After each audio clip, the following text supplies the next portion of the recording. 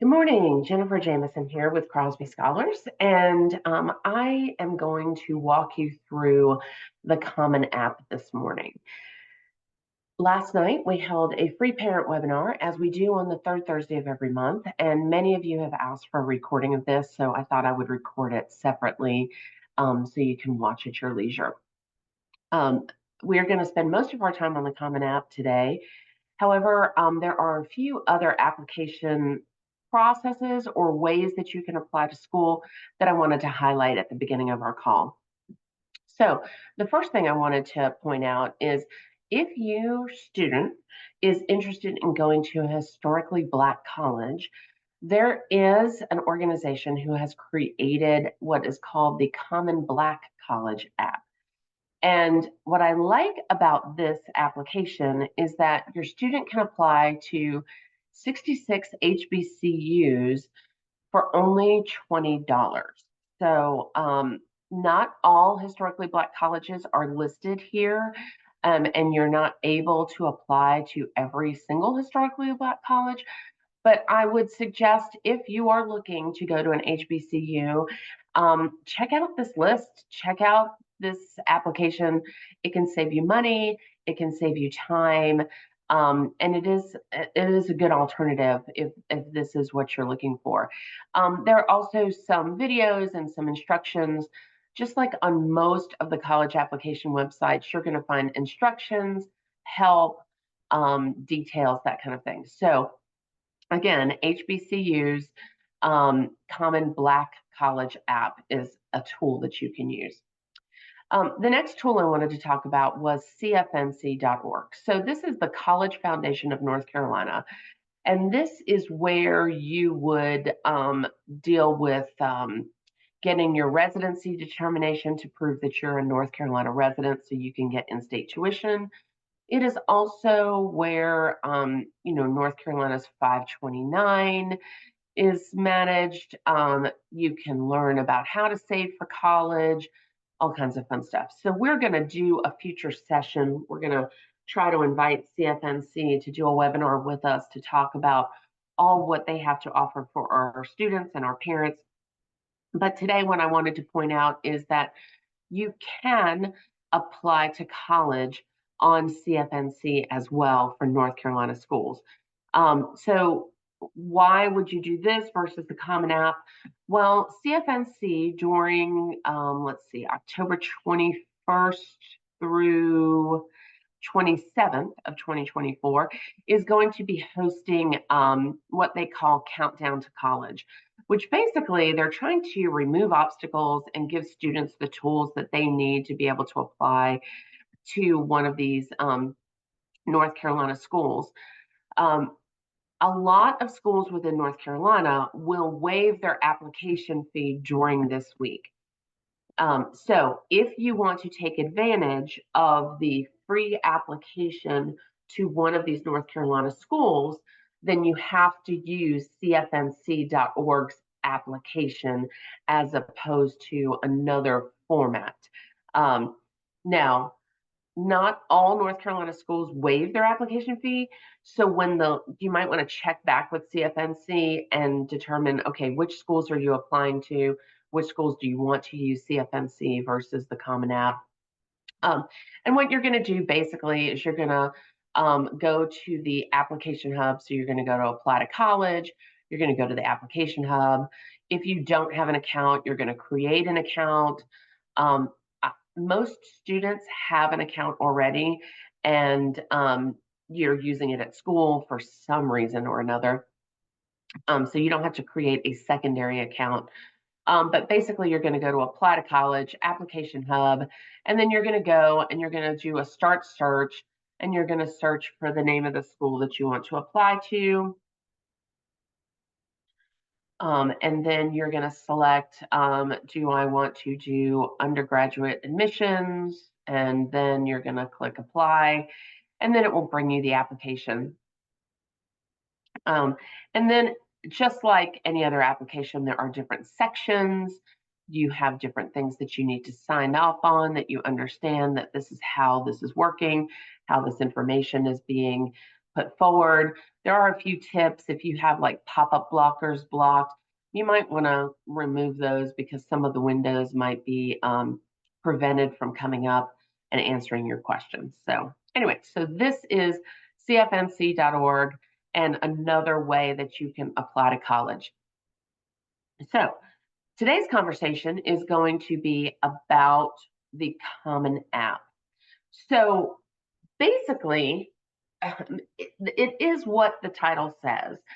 You can apply to multiple schools on one website. Now, the Common App, you can apply using your computer. You can also apply using your phone. I don't know that I would necessarily suggest applying to college on your phone, but some students like to go in and answer some of the questions on their phone, whatever it takes to get it done. But I would suggest being on a computer to get this done. Now, what you're going to do, the first thing you're going to do is you're going to go to the Common App page, and then you're going to go find your college, right? You're going to make sure that the colleges that you're trying to apply to are actually one of the 1,076 colleges that accept the Common App, okay? So just like on the other, let's look for App State. There's Appalachian. Yes, they accept the Common App. Great. Okay. Now what you're going to do is you're going to create an account. So you go to the Create Account button, and I want to point out that all of our students are going to be creating a first year student account, all right? Whether you're in early college or you are a normal high school student that's maybe dual enrolled, taking a couple college and career classes at Mitchell, you are all first year students, okay? If you're an early college student and you will have your associate's degree by the time you graduate high school, you are still a first year student. Colleges want you to apply as a first year student. If you create a transfer student account, it is going to cause you problems. So please don't do that. That is for the student who graduates high school, then starts at Mitchell Community College, and then a year or two later then wants to go to a four-year school and use the transfer button, okay? But for all of our students' intents and purposes, you're setting up a first-year student account. Now, if you are a senior, this opened for you on August 1st, and you should definitely create an account and get started. If you are not a senior, if you're a younger student, 9th, 10th, 11th grade, you can go ahead and create this account, this first-year student account, and you can go ahead and get started on the main section of it. And then that information will save until your senior year for you. So it's just a good way to kind of keep track of things, to kind of remove the veil of mystery from this, whatever this is that the college application process might be stressing you out, okay? So basically, when you create a first year student account, I want to point out a couple of things. First, it's going to ask for an email. Now, some students use their school email accounts. Um, if you used your if you created an account last year and you used your school account, you're going to notice that your new formatted ISS account doesn't work. Just simply log in with your old email and then change it. Um, I I suggest you create an email that is a professional email that you will check, that you will read, and then use that to create your account. So if you are an 11th grader and you're creating your account and your personal email is Sparkle Pony Pants, let's get rid of that. Let's find something a little bit more professional that you want to communicate with colleges with. Okay, you're going to set your password, and then it's going to ask you for some information. Now, the first thing I want to point out is when you're in the Common App, when you answer a question, sometimes more questions will appear. So, for instance, would you like to share a different first name, right? So you say yes, and then there you go. There's another first name. Okay, now, with that said, what I want you to do and what you need to do is you need to enter the legal name that is on record at your high school, okay? Because you're going to be communicating, your guidance counselor or school counselor is going to be communicating information from your high school to the college, and the names need to match, okay? So if your James and you go by Bo, right? That's fine that you go by Bo, but you need to put James as your legal name, right? Whatever your legal name is. Okay. And then you're going to put your contact information. Make sure, I'm sorry, I know you guys want this recording timely. I just have a little bit of a head cold. So um, make sure whatever contact details that you are presenting are good ways to contact you. Okay. So because the next thing that you're answering a question about is privacy policies and preferences. So, this EU thing, no, we're not in Europe, so that would be a no. But would you like to receive communications from Common App? And Common App does share this initial information with colleges. So you'll see that you're going to start getting emails and maybe texts from colleges. So anyway, just make sure that you're putting something in there um, that you read and that works. Okay. And to that end, I was listening to another webinar. You might want to make sure that your voicemail on your phone message is an appropriate one that you want the college to, that it represents you in a good light. Okay. I'm just going to leave that there. All right. So you're going to check the box, you're going to create an account, and then you'll be off to the races. Okay. So I want to back out of this because I actually already have an account. I created an account in 2018, and I have just been going back and forth and using this one account. My first year student account, I've been using it to show students and parents how to manage the Common App since then. Now, with that said, it's important for you to understand that when you start your account early, there are 5 different sections of I'm just removing the colleges so I can show you how to add them. So when you first log in, you're going to see the screen. It's going to say, welcome. This is your dashboard. This is how you can keep track of what colleges you're interested in. So that's the first point. It's kind of a welcome and a tracking mechanism. Under the My College tabs, this is where you're going to track the specific college applications. Nothing is listed here because we don't have any colleges listed. The way to add colleges to this list is to skip over to this college search tab, and then you can search for your college and then use the add button. And now when you go back to the My Colleges section and or the dashboard, you will see that those colleges have added. Okay. So dashboard, My Colleges, and college search all contain college specific information. Okay.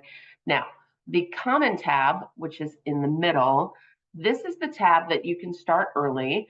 It will save and hold on to your information every year as they refresh the Common App to make it for the next graduating year. This information in this tab stays. So I encourage my younger students, go ahead and create a Common App. Go ahead and start answering the questions, or at least look to see what they're asking for. Okay. Anything that you type in this middle section will go to every college that you apply for with the Common App. So I just want to make sure that you understand that this section is not college specific. So if you put in an essay about how much I love Clemson and you submit an application to Chapel Hill, they're going to see how much you love Clemson, right? So just make sure that everything in this section is generic and ready to go to every single college. Okay. And then the last tab is the financial aid tab, and there's questions and help and understanding different things about scholarships and financial aid. So we're going to focus on this common section.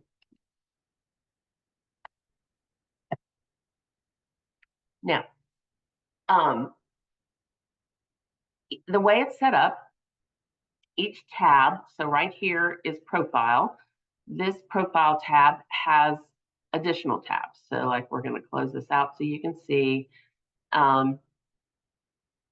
each tab has tabs, right? So I'm just trying to show you what the form looks like, right? So So your goal is to collect green check marks, which means that you've completed that specific section. Now, students, if you're just logging in, my advice to you is to go in, set a timer for 20 minutes, and answer all the questions that you can just off the top of your head, right? You know your name, you know your email address, you know your home address, you know your contact details, right? You know how you want to be communicated with. Um, as far as demographics, I want to point out that they are collecting this information, and yes, they are passing this information on to the colleges, but based on the Supreme Court decision, colleges are not allowed to use race as a part of decisions for admissions. They do collect the data to have it, but the admissions people cannot see this data. So I just want to make sure that you understand that. Um, and then, under language, right? Geography and nationality, right? So these are all questions that you can answer. Yes, they are requiring your social security number. You're going to have to give your social security number um, to the colleges at some point. It is safe, right? Okay, the last tab on this profile section I want you to point out to. So we talked a lot in the beginning of the call about other applications that might save you money. If you are a student who feels like you might be eligible for a fee waiver, which means that you would not have to pay the application fee to the college, then look at this list. This is kind of the eligibility criteria. And if any of these things kind of apply, then you want to click yes. And then it will then go and give you some instructions as to what to do. Okay. So there is the ability to use the Common App and not have to pay an application fee if one of these things applies. Okay. So that's under the profile section. It's the last tab called Common App Fee Waiver. So check it out. Now, the next section is family. Now, you're probably wondering, I'm going to college. Why do they care about my parents? Well, they do. So you're going to share a little bit of information about your parents and of your siblings.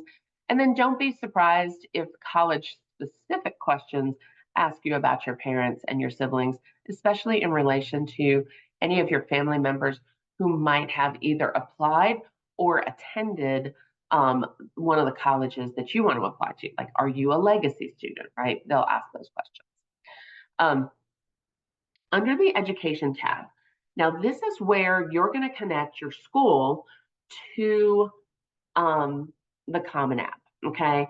Now, basically when you get here, it's going to be a blank. You're going to go to a search function and you're going to type in, let's change this back to Lake Norman, okay?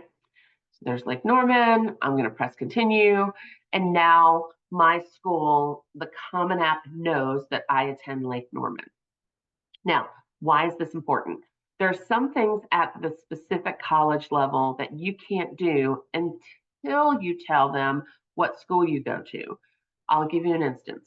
If you go to Pine Lake Prep uses Naviance as a tool at their school. Naviance has to connect to Common App. So when you say that I go to Pine Lake Prep, you're telling the Common App how they need to communicate with your school. And there's an extra touch point with Naviance. So some of the things that I'll be showing you here, especially in recommendations, you'll have to do it differently at Pine Lake Prep because you'll have to get with your guidance counselor, your school counselor, and they'll show you how to make those requests in Naviance and then connect them to the Common App. Okay, so basically you're just telling them what school you attend. You're answering the questions. This is the section that I get the most question for. What does it mean, no change in progression?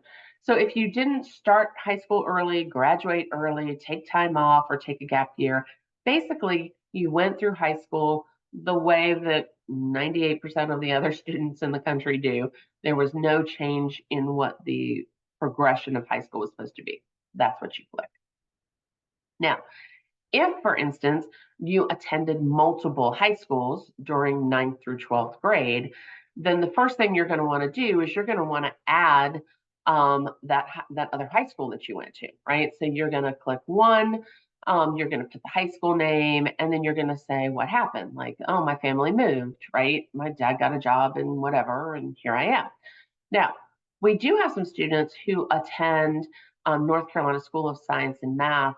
In addition to going to Lake Norman, South Iredell, Pine Lake Prep, they're taking online classes. This is where you would tell the colleges that you are enrolled with North Carolina Science and Math and taking additional classes. So you're going to put one here. You're going to list the school, and then you're going to list, you're going to say, hey, I'm taking additional classes online, added to my normal coursework, that kind of thing. Now, the next section is college and universities. Now you're thinking, okay, I'm applying to college. Why would I put a college here? This is basically if you're taking any community college classes with career and college promise or dual enrollment, you want to list Mitchell Community College here. So you're going to put one, you're going to list the college, you're going to say dual enrolled, and when did you start taking classes? Now, in this section here, if you are CCP, which means you're taking like one or two classes a year from Mitchell, you're not going to have earned an Associates of Arts or Science, so don't click that. But if you're an early college student and you plan to get your Associate of Arts or Science, then go ahead, click whichever one you're going to get, okay? And some students will click this and realize, oh, I'm not supposed to click it. How do I get rid of it? You just basically say clear answer, right? And then continue. Now, the next section is the grade section. Now, I don't want to confuse anybody. You are self-reporting your grades based on a transcript that you get from your school counselor, okay? So on the second page of your transcript, there's like a dotted box on the printed version of it. And in that box contains the information that you're going to be typing in here. So the first thing is how many kids are in your graduating class? Now, here's a caveat.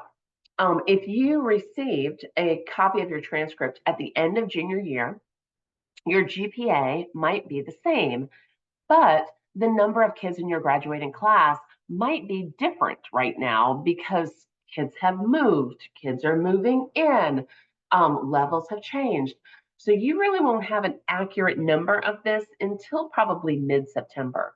So my understanding is that all of the school counselors will be meeting with their seniors in Iredell County. By the end of September, you should have met with your school counselor. So make sure you get a copy of the most updated transcript that you can, and then use that number to put in the graduating class size, okay? Because what this does is when you put the total number of students and then your class rank, it basically tells them, you know, what percentage are you? Are you in the top 10%? Are you in the top half? That kind of thing. Now, most schools use a weighted GPA to determine your rank, okay? So you would just click weighted. Now, you do need to ask your school counselor, are we on a 4.0 scale or a 5.0 scale? I know it's confusing. Some of the schools will report in their school report that it is a 4-point scale, and you might have a 4.5, which doesn't make sense. Shouldn't it be on a 5-point scale? Well, ask your school counselor what they're representing to the schools, and then put that here. And then your cumulative GPA, you can decide whether or not you submit an unweighted or weighted. Just pick one and then make sure you tell them which one it is, okay?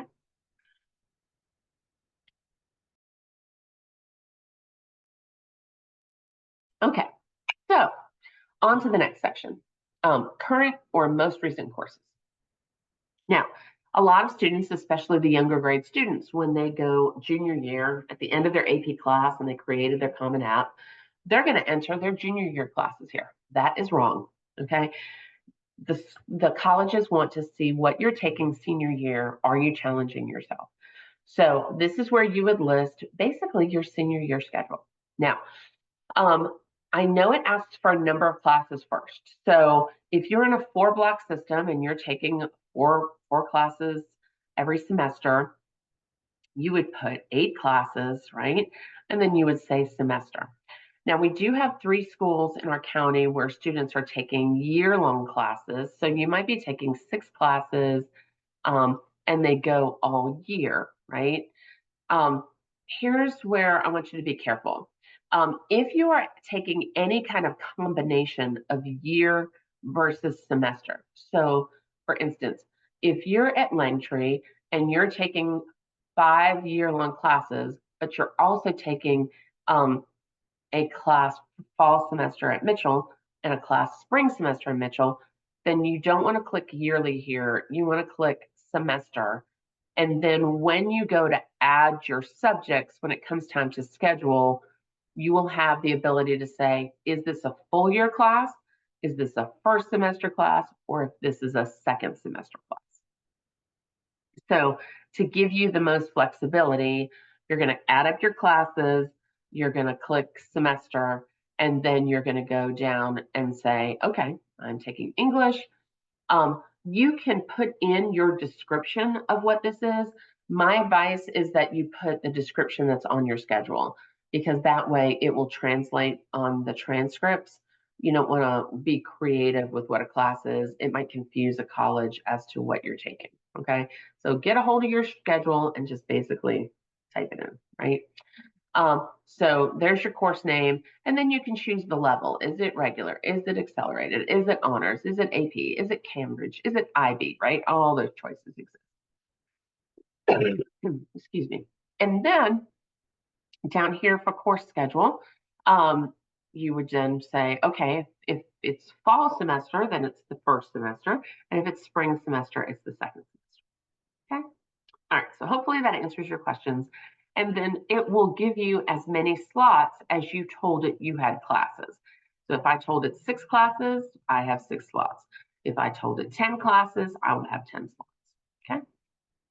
All right. The next section is honors.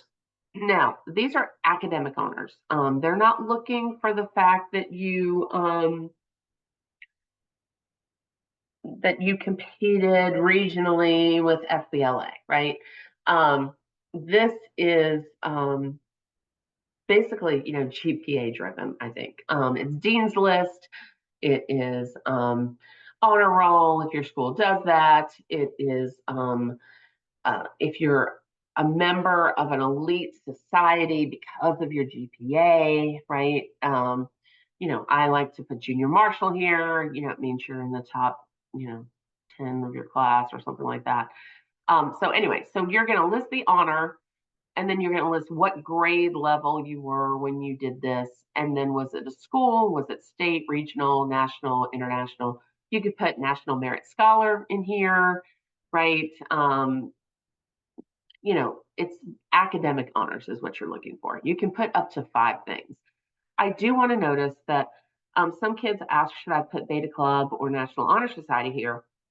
Well, you can, but you're noticing it's not asking you how many hours you spend on this. So if you only listed National Honor Society here, colleges would be missing the level of effort and the service hours that you do for that organization. So if it is like a Latin honor society or a Spanish honor society or something that's GPA and level driven, but you really are not spending a whole lot of time with that organization, then sure, go ahead and list it here. But otherwise, I would say Beta Club and National Honor Society for the activities list if you have room. Okay. The next section here under education is community-based organization. So Crosby Scholars is listed here. We appreciate if you list us so that the Common App knows that we are helping you. We are in 3 counties. We support a lot of students, and it helps us to get visibility to additional resources that Common App might have. So yeah, go ahead, and I'm fine with you putting my information in there. And you can see that right there. Okay. And then under future plans. So I want to remind you, this common section is going to every single college that you apply to. So when you put future plans in here, it is just a really generic high level, like what year are you graduating? What's the highest level of degree that you hope to earn? And then what is your career interest?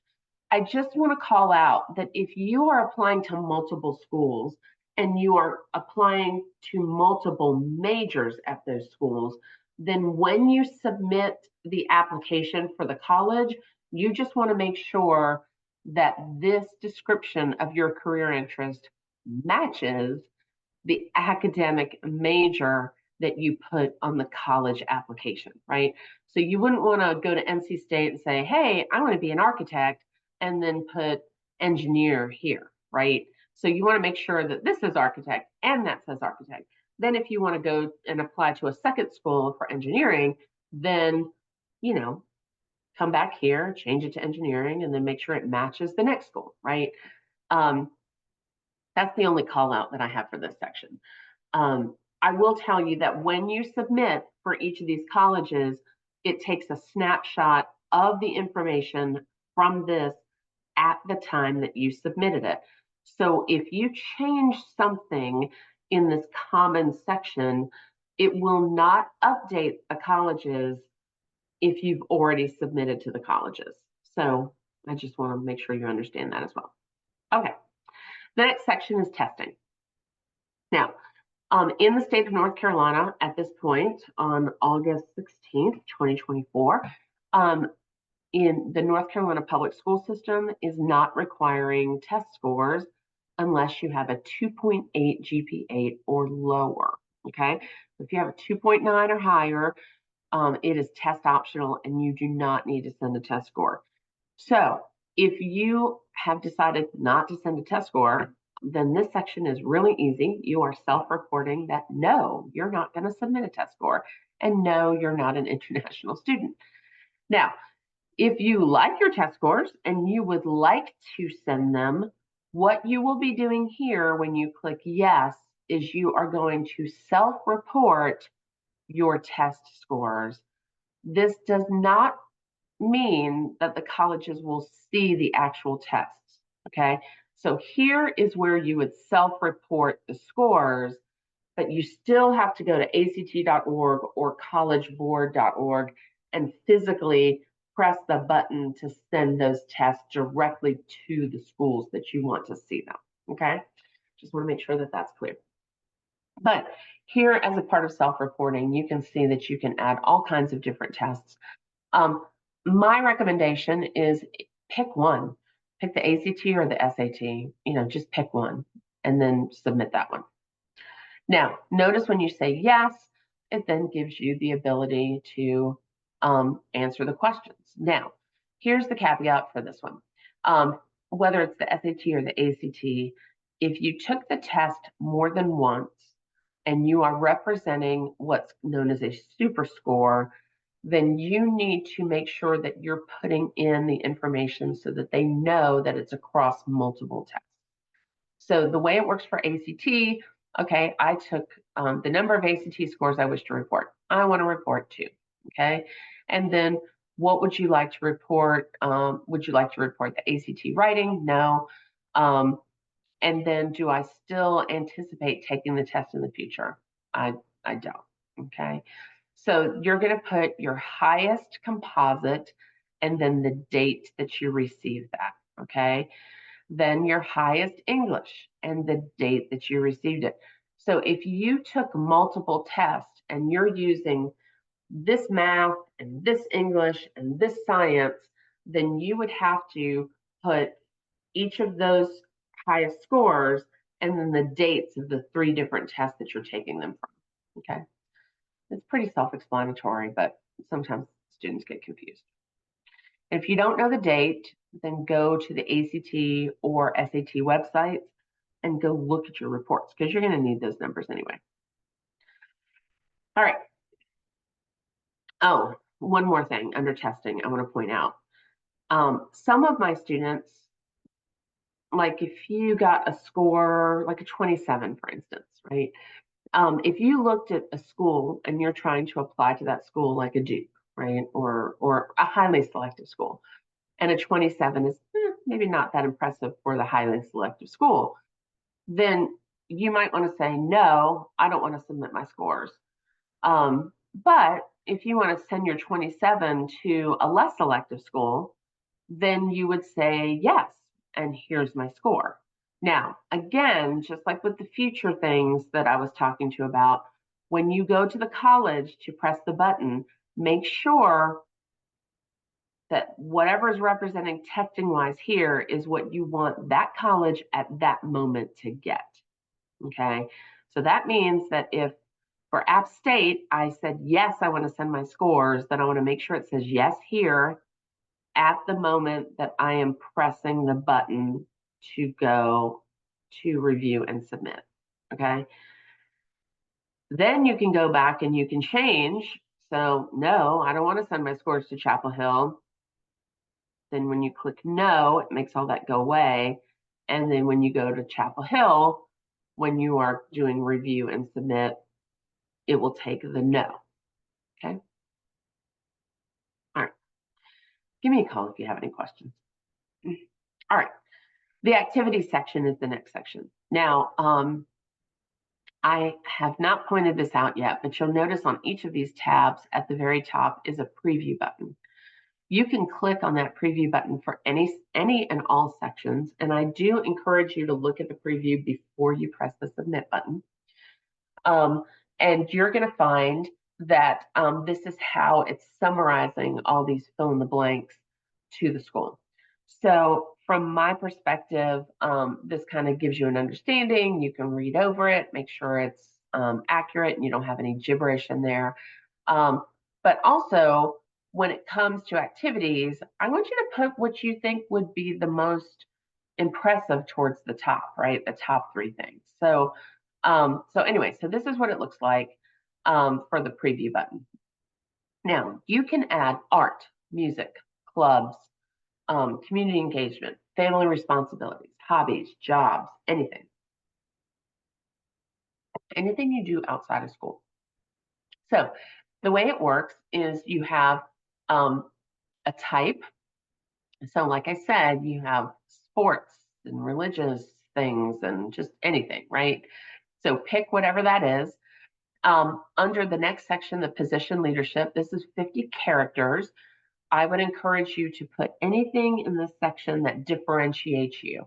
So if you're just a member of an organization, you can put member. But if you led a committee or you were an officer or you facilitated an event or like anything that makes you look unique tied to that thing, I would list that here. Okay. Under organization name, you're going to spell out the name of the organization for 100 characters, right? And then in this box, this is a description of what you did.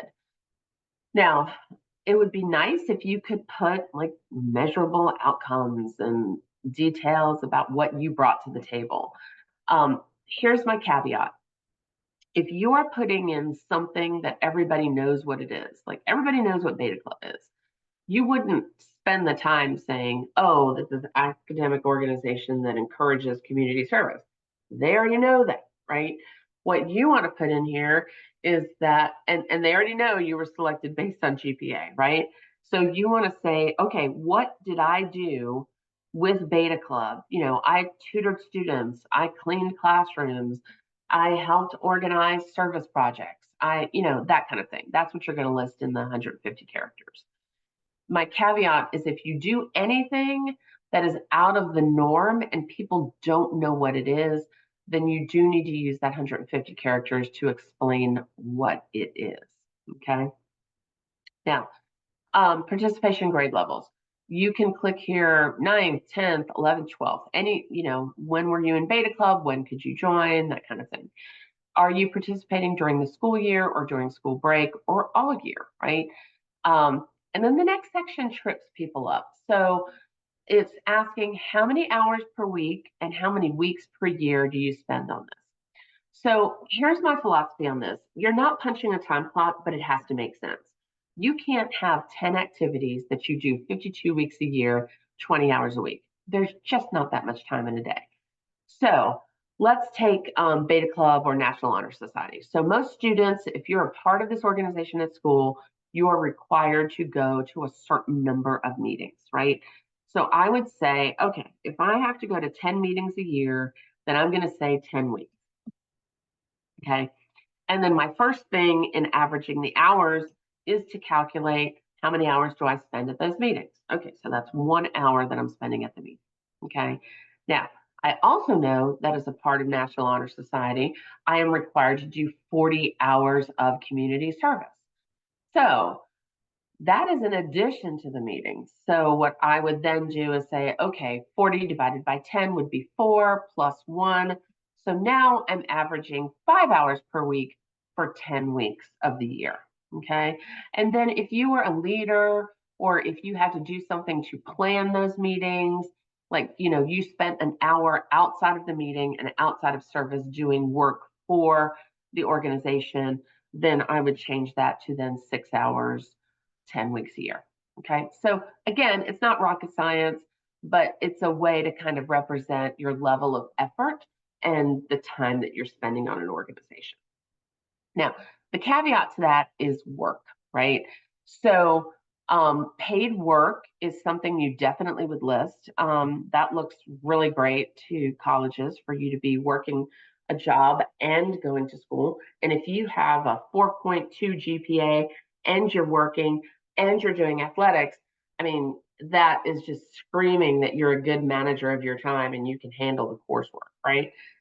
So you're going to list work paid, and then you're going to say, okay, what do I do? What's my job title at my job? This particular student was a lifeguard, and they happen to lifeguard at multiple organizations like Kerrigan Farms Quarry as well as YMCA. Now, you can list these things as two different events, like YMCA is one, and then go in and do Kerrigan Farms. But this particular student is going to have, she has 20 things she wants to talk about. She only has 10 spaces to talk about it. So we combined her lifeguard. She was a lifeguard at both these organizations. So we just combined it. And then, she can talk about how she did swim lessons and helped with swim team and do whatever. And then she can put all the years that she did across both organizations of lifeguarding. So she might have started at YMCA and then went to Kerrigan Farms. There's no interruption in service here, and it looks good that you were doing multiple grades. And then you can say, okay, do I do this all year, or do I do this just during the school year or just during school break? If you are working a job all year long, but during the summer, you spend more hours, maybe you work 40 hours a week during the summer, but during the school year, you only work like 10 hours a week, then I would come to some kind of average, and that's what I would list here. Okay. All right. The other thing I want to show you is that if you type something in and you're like, oh, I didn't want that to be first, I wanted that to be second, you can use these arrows over here to move things up and down. So you don't have to retype everything. You just keep moving it up, and there now this is the first thing where it wasn't ranked the first thing. Okay. I like my students to start by typing in all of their activities in here, clicking the preview button, and then going ahead and printing or making a PDF of their document. And then use this as a guide to create a better formatted resume. Not all colleges, but some colleges will allow you to upload another resume. 150 characters is really a small amount to describe something phenomenal that you're doing. So if you're spending, if you spend 60 hours a year on service projects, you want to talk about that more than 150 characters. So, let's get another document that you can then upload, and I'll show you where you can upload that when the colleges allow you. Okay, on to the writing section. So, this is the prompt. This is the Common App essay. Some people call it the personal statement. It's all basically, there's 6 prompts or 7 prompts here that you can choose from. I'm just going to give you my high level on this. The first thing, do not write in here. If for some reason it gets disconnected, you shouldn't just be, just saying, oh, well, no. You're going to write it in Word. You're going to write it in Google Docs. You're going to read it. You're going to have other people read it. You're going to edit it. You're going to make sure the word count is right. You're going to edit it again. You're going to put other eyes on it. And then you're going to put it in here. Okay. And when you copy and paste it in here, you're going to click the preview button to make sure that what you copied and pasted in makes sense and looks the way you want it to look for the school. Okay. Now, the questions. There are 6 prompts that you can answer, and then the 7th one is basically share an essay of any topic of your choice. It can be one you've already written, one that responds to a different prompt, or one of your own design. Do me a favor, do not take your history paper from last year and copy and paste it into here. That's not what they're looking for, okay? So the first prompt is some students have a background, identity, interest, or talent that is so meaningful they believe their application would be incomplete without it. If that sounds like you, please share your story. Right? This is, if you have something that you really want to share with the college and you believe it speaks to your character traits, then yeah, go ahead and share it. This is where some students want to share their diversity. Admissions cannot use race in admissions decisions. However, the Supreme Court did say it was okay for students to share their backgrounds and their identity and the challenges and their characteristics, and that can be considered. So there you go. The second question, lessons we take from obstacles we encounter can be fundamental to later success. Here's my thing on this. A lot of students, they get lost in this question. They spend 600 words whining, basically. Don't do that. You can, if you have an obstacle that you feel like you've overcome and you want to share that with the school, the first thing I want to make sure that you understand is you do not have to share trauma to get into college. Okay. I know that there's some confusion on that. But if there's something that was truly an obstacle and you do not want to share that, you do not share that. Okay. Some people are like going for the dramatic effect. Just, beware. The other thing is if you do choose to write this, you don't want to be cliche, right? I tore my ACL, we lost the big game, and then I worked hard and then we won the big game, right? They've read that a bazillion times, right? So at this point, if you're deciding to write an obstacle question, you're going to state the obstacle, 50 words or less, right? And then you're going to spend the 600 words talking about what you learned, how you've changed, your growth, your resilience, right? You want to leave it on a positive note. The other thing I point out to students is that some of the schools will ask supplemental questions and they might ask you about an obstacle. So depending on what you have to write about, I don't know that I want my Common App essay and my supplemental question to be about the same thing, or do I want to talk about obstacles constantly, right? Anyway, it's something to think about. Reflect on a time when you've questioned a challenged or belief in an idea. At a very high level, don't take anybody off, guys. You are allowed to believe what you believe. And yes, if you question something and you have now come to resolve in yourself about something, great. You can share that. But I like to stay away from the political and the controversial because you have no idea who's reading your application. You get 8 minutes basically of your total application to kind of be moved to the next pile so that you get a second look and can move on in the process. And I wouldn't want to, not knowing people's predisposition to say something that is going to cause them to look poorly on my, whether they're right or not. It's not power that I want to give anybody. So there you have it. Reflect on a time when someone has done something that made you happy. They added this during COVID. These admissions officers are reading thousands and thousands of essays. So it's nice when somebody's happy and thankful and it's motivated, right? So there's that. The next 2 questions, discuss an accomplishment, event, or realization that sparked a period of personal growth or a new understanding of yourself. I mean, I like this question as opposed to some of the other ones that you could use. Is this how you fell in love with what you want to be when you grow up, right? What is that story like? Again, you're telling a story as well. So we have essay workshops, we have whole nother Zooms.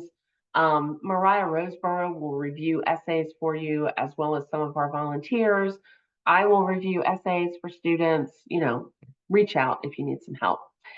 This next one, describe a topic or idea or concept you find so engaging that it makes you lose all track of time. Sometimes I really like this question for students, especially when they pull up something that's kind of, different and quirky. Like, right? It doesn't have to be, oh, I love math. And I mean, it can be, I love math. And let me tell you, I love math so much that I spent my summer doing this with NASA, right? Great. Um, but I mean, if you are like, I really like computers and I want to figure out how they work. So I took one apart, right? And you describe taking it apart. Or, hey, I love yo-yos. And I spent a whole summer, 10 hours a day mastering yo-yo tricks. And these are the steps that I took. It shows your passion. It shows your commitment, right? If you have something, it doesn't have to be academic all the time. And then share an essay of any topic of your choice. Some students, like their teachers, have had them write like a personal statement, and then they just plug that in here. But again, that's the prompt. Now, not every school requires it, but every school that you submit through the Common App will get this essay. Okay, so whether they require it or not, they're going to get it. The last section is courses and grades. You don't have to put anything in here unless the college asks you to. So what I would do is I would leave the Common App section, go to the colleges, add my college. Clemson might be the only one that I think. And then go back to the Common App and then go to that section. And again, it'll tell you if they're going to require you to do this section. Okay. All right, so at this point, and I know this is going long, thanks for hanging in there with me. If this is helpful, great. I'd love for you to send me an email and tell me that it was. If it's not, you can turn it off. But again, I'm going to keep on going because parents and students have requested this. So the next thing you're going to do is you're going to go add the rest of your colleges. So I'm going to add App State. I'm going to add NC State. There's a few things that students need to know about that.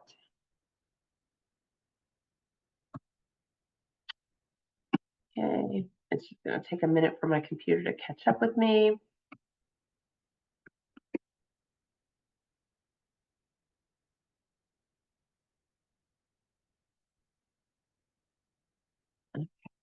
Add.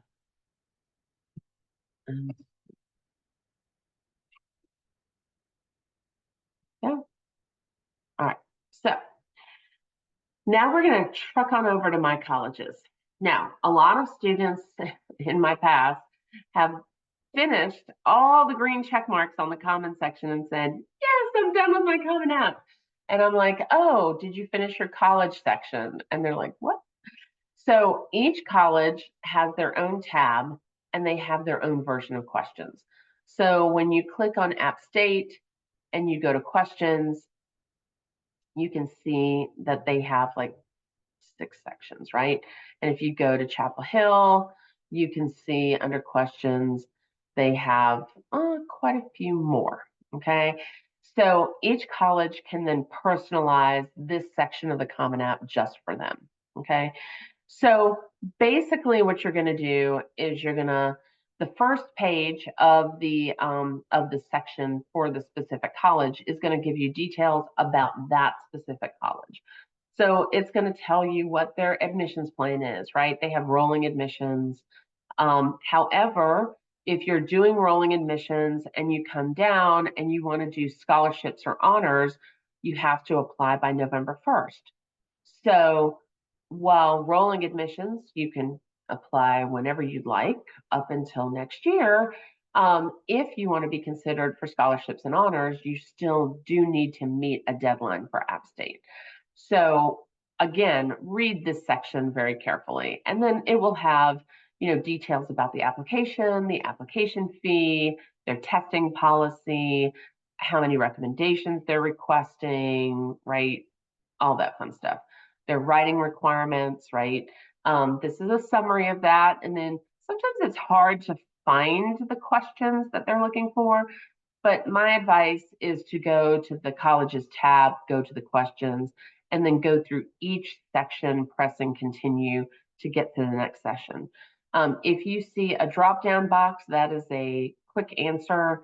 If you see a larger box, let's go see their interest statement. Whenever you see a big box like this, then that means that's a supplemental question. Okay. App State, they are requiring you to do some kind of interest statement. So why do you want to go to App State? Why do you want to be there? They have quite a bit of verbiage here.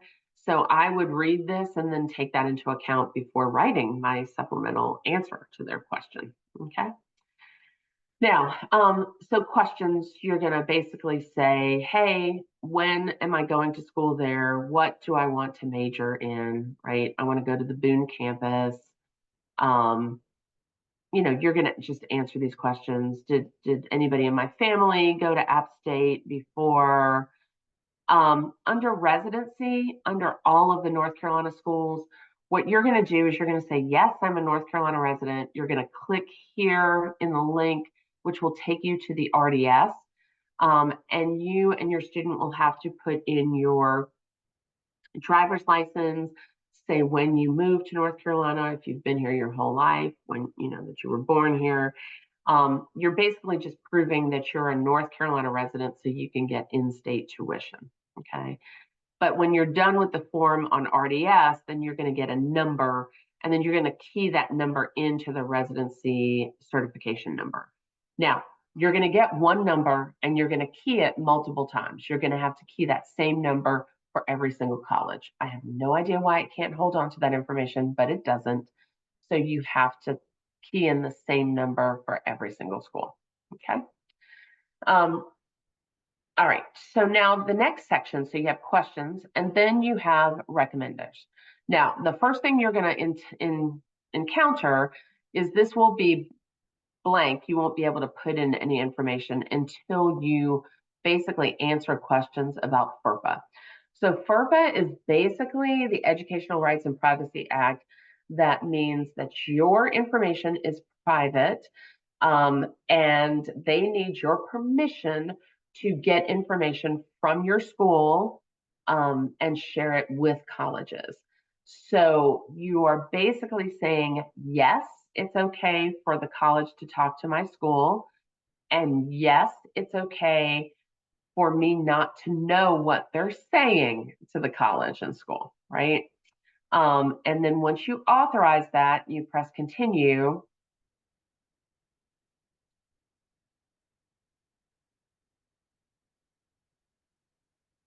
Okay. Once you authorize that, then it gives you the ability to invite the people you need to invite. So the first person you're going to invite is your guidance counselor or your school counselor. So the biggest error students make is that they type in the email address wrong, and then the school counselor doesn't get it. Do me a favor, double check the email and then type it in correctly, and then you're going to press the invite button, and it's going to send an email to that school counselor. They will then be able to upload your transcript and your school report. And some schools might require a counselor recommendation as well, but not all do. The next section is for teachers. Now, you'll notice that you have a required versus an optional. So a lot of kids are like, well, if it's optional, I don't have to do it. Anything that's optional as a part of the college application process is one more way for you to share and differentiate yourself from the thousands of other kids that are applying with the exact same GPA and the exact same test scores, okay? So if something's optional, it's really not optional in my mind. You need to go ahead and do it, especially at those highly selective schools. So At this point, most schools are looking for a junior level teacher, someone who just taught you that can speak to your experience in the classroom. They want math, science, history, English, right? Um, so you're going to click on invite teacher. Again, type in their email address correctly. Make sure you ask the teacher before you put their information in. Make sure that they're okay with writing one, and they might actually ask you for some additional information. So don't just go blind on this one. Or they might have another email account that they're using to manage their recommendations, right? You just need to have a communication with the teacher first. So you're going to type in their email, you're going to type in what subject that they teach you, and then you're going to put in their first and last name. And then the last question is, would you like the teacher to complete an evaluation for this school? You're going to click yes, and then you're going to click invite, okay? And then what you're going to see is a box that looks like this. That means that the email has gone, the teacher has been invited, and they have not started it yet. And then if you want to, you can invite another teacher, okay? Now, under other,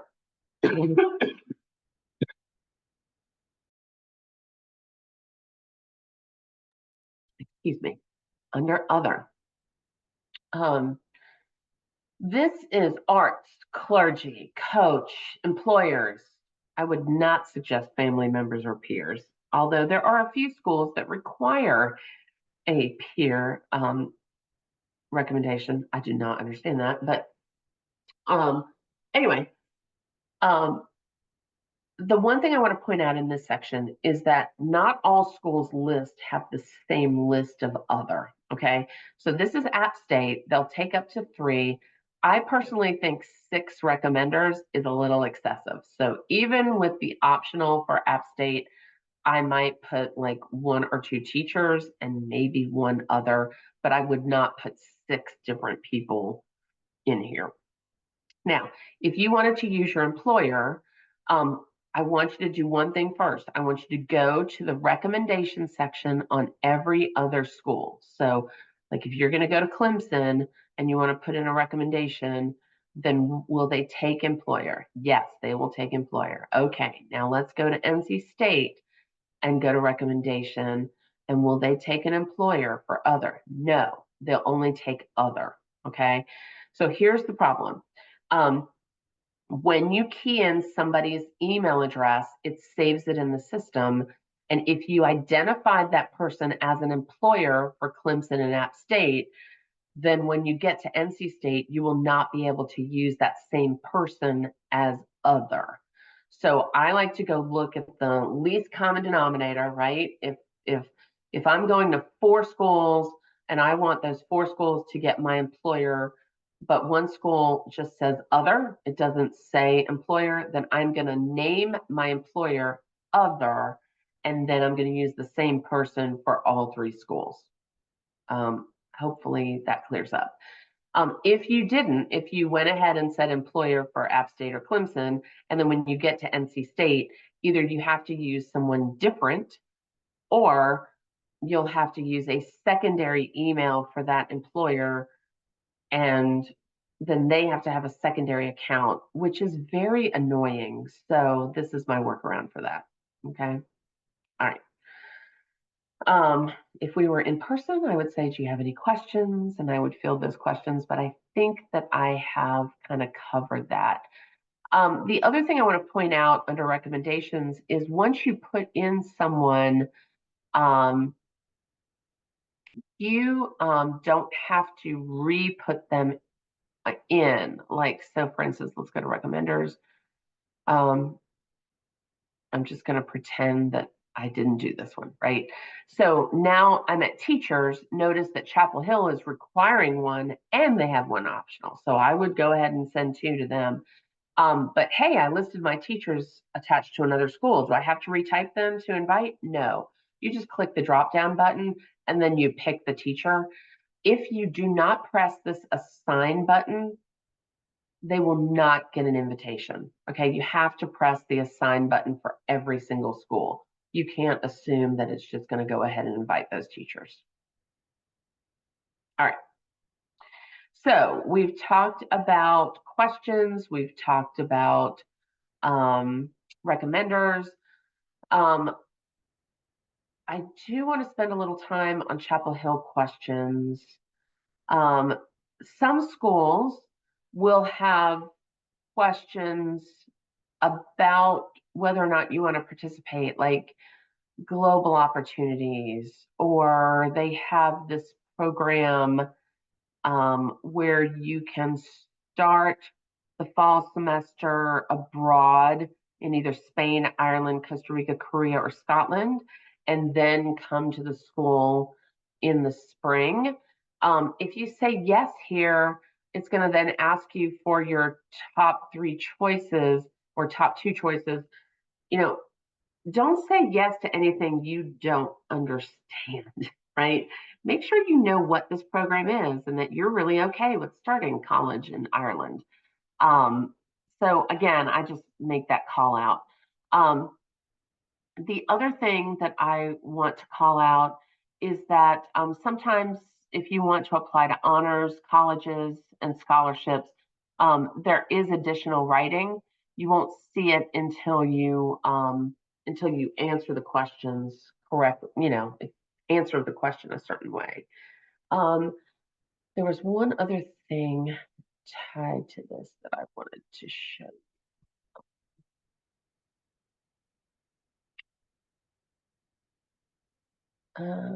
Okay, so, oh, here. So under NC State, one of the things I wanted to call out is that they have like certain rules for how you can apply, when you can apply. So for instance, first year students applying to a studio-based design major. So this is architecture, art design, graphics, experience design, industrial design, fashion and textile design, right? So you're going to need a portfolio, which means you need to also apply by November 1st, okay? So here's the thing. If you're using the Common App to submit your application, you can't wait until November 1st because what's going to happen is you use Common App, you're going to press this button to review and submit. It's going to send the information to NC State. Then you're going to get an email that says, thank you for applying to the Wolfpack community, North Carolina State. Here's your Wolfpack account. And then they're going to give you access to your Wolfpack account. And sometimes it can take 5 to 10 days for you to get access to that account. You would then need to access the Wolfpack account to upload your portfolio. So if you waited until November 1st to submit your application, then you're going to be late on your portfolio. So when you're looking at the dates that the school is representing, you want to make sure that you're reading the fine print very carefully. So like for instance, early action is October 15th for Chapel Hill. If you want to apply for the Moorhead Kane scholarship, that scholarship is due October 1st, right? Um, Same with like App State. If it's rolling, but if you want to apply to honors, you have to apply by November 1st. ECU, if you want to apply to honors, I think it's October 15th, right? So just be aware of the dates and the lag time it might take you if you have to do something specific on their website. So I'll give you another call out. Clemson. Clemson is due early action by October 15th, but Clemson is famous for then requiring the students to type in information on their website to complete the application. So if you waited until October 15th, you're going to not be considered early action because you will have not been able to complete the second part on their website. So, excuse me. So, anyway, it's clear as mud, right? I do want to point out that Common App has a help feature. So if you have any questions, you can go to this help section, type in what your question is, and they try to kind of help you through the process. Um, I am going to go ahead and sign out, and I want to show you a couple of other things as well. So when you go to the Common App website, you can also click on here these buttons like support for students. Um, and you can see that there's a Common App Ready toolkit, there's a recommender guide, um, there's like videos on all kinds of stuff. I mean, some of the stuff I will actually for students, I will print this for students. Some of the guides, right? Like that's for recommenders. Let's see, there's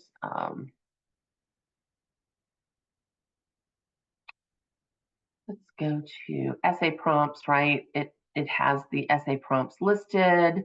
It has like different solutions for students, right? There's why college matters, paying for college, tips and tricks, information about completing FAFSA, right? So each of these sites actually is trying to um, support the students in such a way that, if you have a question, um, here's basically a lot of everything that I just said out loud is here and available for you to look at. The last tool that I wanted to show you is there is an organization in Oregon who created kind of a self-help guide to the Common App as well. Um, it's called Access Companion. And you can actually use this. It's the Oregon State Education AXS Companion for the Common App. And there are helpful videos and, information about how to complete the different sections of the Common App, short tidbits. So vocabulary and all kinds of fun stuff. So I do like the vocabulary page because there's a lot of terms, especially in regards to like early action two, early decision, what's the difference and all that fun stuff. So anyway, hopefully this has been helpful. And if you have any questions, please feel free to reach out to either your Crosby Scholar advisor or your Crosby Scholar staff member, and we're here to help. Have a wonderful